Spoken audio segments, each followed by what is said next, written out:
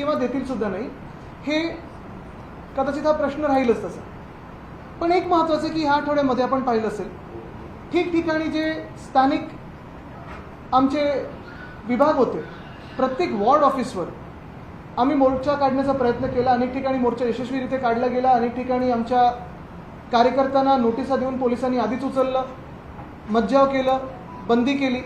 आणि हे सगळं होत असताना आपण पाहिलं असेल पूर्ण महाराष्ट्रामध्ये असेल आणि मुंबईमध्ये देखील असेल, एका बाजूला गुन्हेगारी वाढत चालली होती. पण ह्या सरकारने पोलिसांचं पूर्णपणे लक्ष हे शिवसेना उद्धव बाळासाहेब ठाकरे पक्षाच्या कार्यकर्त्यांवर, ज्यांनी जनतेच्या हितासाठी जनतेचे प्रश्न घेऊन, पाण्याचे प्रश्न घेऊन वॉर्ड ऑफिसवर जाब विचारायला मोर्चा काढला होता. असो, अनेक ठिकाणी हा मोर्चा काढला गेला. स्थानिक नागरिकांनी देखील ह्याच्यात मोठा सहभाग घेतला होता.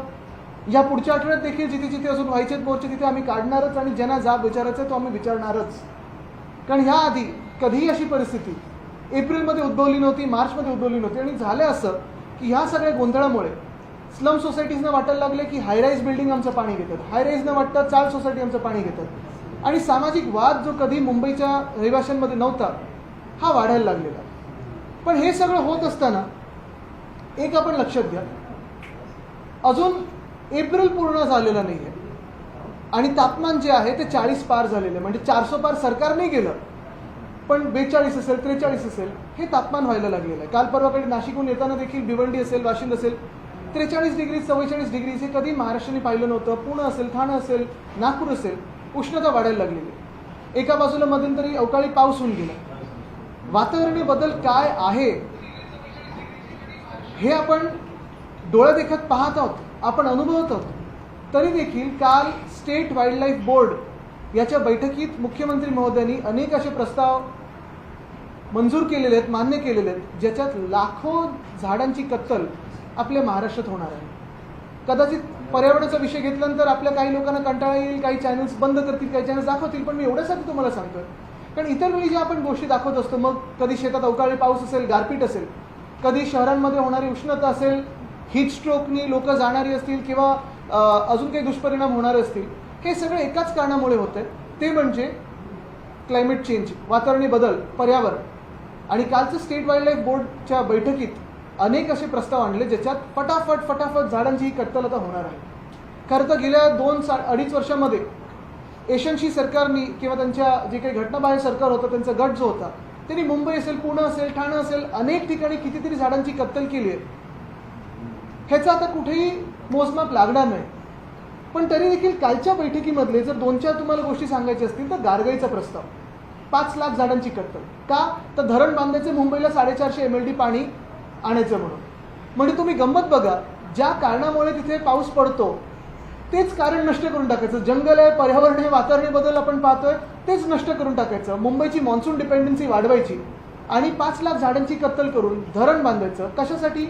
450 MLD पाणी आणायला. मान्य 450 MLD गरज आहे, पण जो आम्ही डिसॅलिनेशनचा प्लांट आणणार होतो, ते डिसॅलिनेशनच्या प्लांटमध्ये एक झाड न कापता 2 वर्षामध्ये डिसॅलिनेशनच्या प्लांटने आपल्याला 450 MLD पाणी हे मुंबईला दिलं असतं पिण्यासाठी. आणि त्याही पुढे जाऊन काही थोडा अजून खर्च झाला असता तरी देखील 600 MLD पर्यंत आपण 3 वर्षात जाऊ शकलो असतो. पण गारगाई धरण होणार कधी, सुरुवात कधी होणार कधी, म्हणजे पुढची 10 वर्ष.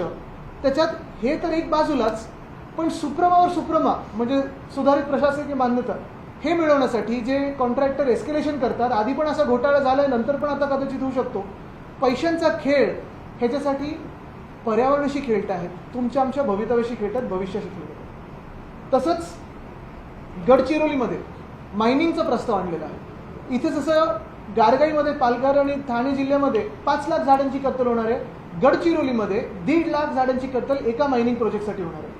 त्याच आसपास, चंद्रपूर गडचिरोलीच्या आसपास मर्की मंगली मायनिंग प्रोजेक्ट, जो मायनिंग ब्लॉक आहे, मी पर्यावरण मंत्री असताना हा रद्द करून ठेवला होता, ह्याला बाजूला ठेवलं होतं. मर्की मंगली 2 असेल, हा मर्की मंगली 1 असेल. उद्धव साहेबांनी देखील सांगितलं होतं की एक सुद्धा जंगल कापता येणार नाही.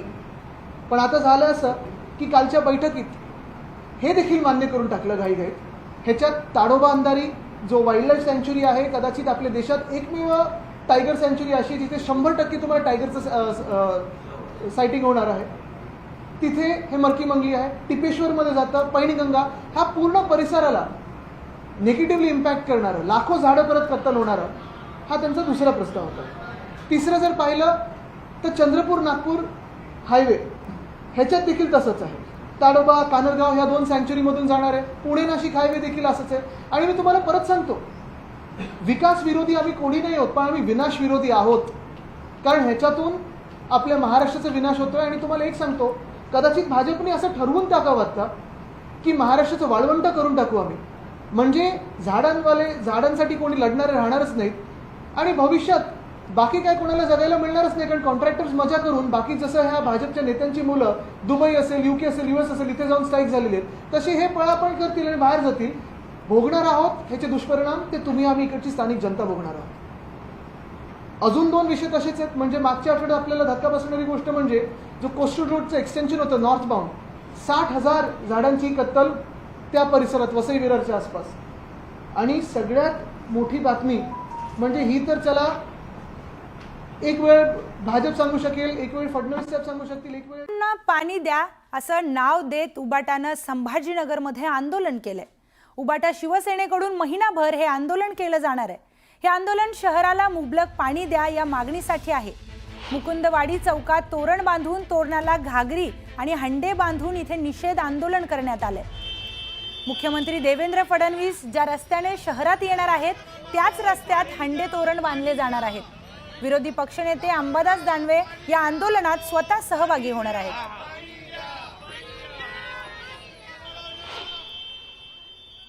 सरकार आहे, त्यांनी निवडून येण्याच्या आधी म्हणे आम्ही आमचं सरकार आलं तर आम्ही 3 महिन्यामध्ये दररोज पाणी देऊ म्हणे.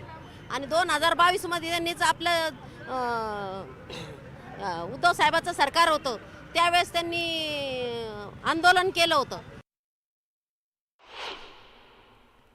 आम्हाला 12 दिवसानंतर पाणी येतो. सगळे त्रास आम्हाला वेळ देतात की काल येणारं पाणी अजून आलंच नाही आहे. सगळे हंडेरी कामे, सगळे गोरगरीब लोक, भारतनगर, गजाननगर, हनुमाननगर सगळेजण नुसतं तरसलेले आहेत पाण्यासाठी. आणि सरकार म्हणले की आम्हाला 2014 येऊन आम्ही पाणी देऊ, सगळं करू. 2 दिवस 1.5 दिवस.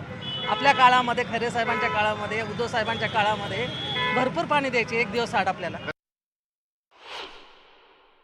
जलसम्राट होते, कुठे गेलेत ते? आज त्यांना इथं बोलवलं पाहिजे. जे म्हणत होते 2014 मध्ये तुम्हाला पाणी मिळेल, 2018 मध्ये तुम्हाला पाणी मिळेल, त्यांना बोलून जाब विचारायला पाहिजे.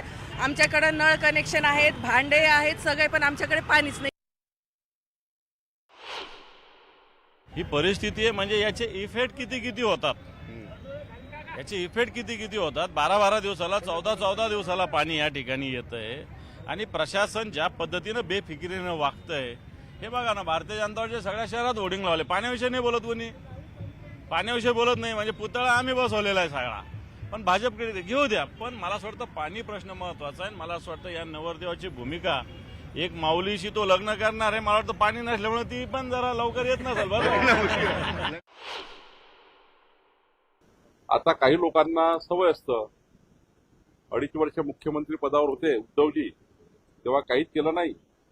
तेव्हा कधी त्या ठिकाणी संभाजीनगरचं दर्शन घेतलं नाही. संभाजीनगरच्या पिण्याच्या पाण्याची एक बैठक मुख्यमंत्री म्हणून त्यांनी कधी घेतली नाही. त्यांनी कधी उद्धव ठाकरेंनी संभाजीनगरच्या पिण्याच्या पाण्याबद्दल त्यांच्या भाषणात कधी एक शब्दाने सुद्धा उच्चार केला नाही. आणि आता आमचं सरकार आल्यावर ही योजना आता इतकी फास्ट सुरू आहे की ते पूर्ण होईल आणि संभाजीनगरचा पिण्याच्या पाण्याचा प्रश्न हे सुटेल.